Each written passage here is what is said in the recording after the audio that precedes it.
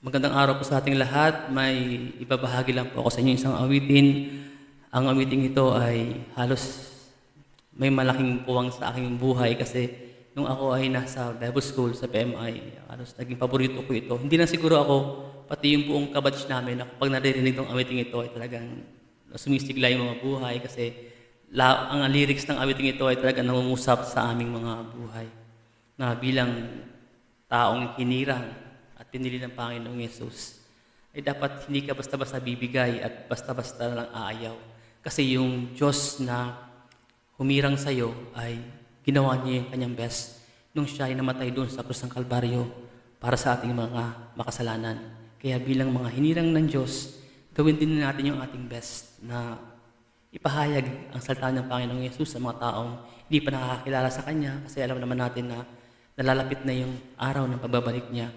At nawa, matatnan tayo ng Panginoong Yesus na tapat at patuloy na ginagawa yung ating makakaya para sa ating Panginoong Yesus. Kaya nawa ang awiting ito ay maging challenge din sa atin at sa Diyos po yung kapurihan.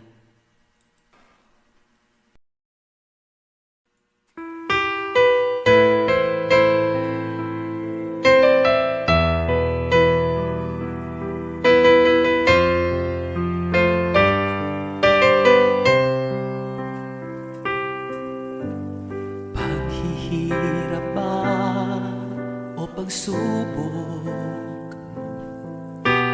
ang humahadlan sa iyo? Problema ba ito o pag-ibig na bigo ang sa'yo'y nagtataboy upang hindi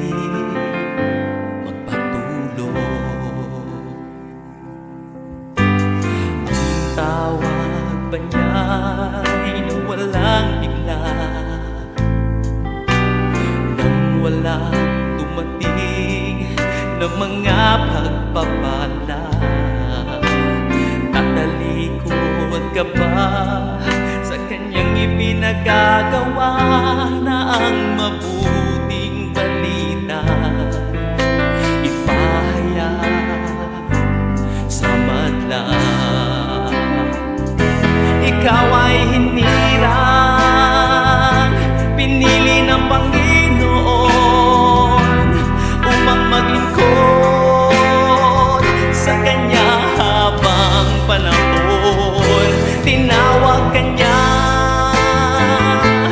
upang gampanan ang dakilang bagay na sa'yo'y iniatang.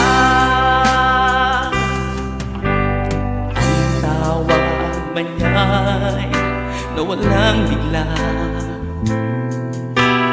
nang walang dumating na mga pagpapala.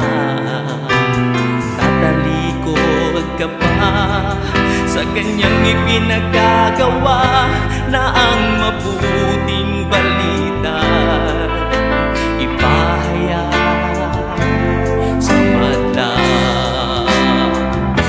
Ikaw ay hinirang, pinili ng Panginoon upang maglingkod sa Kanya habang panahon.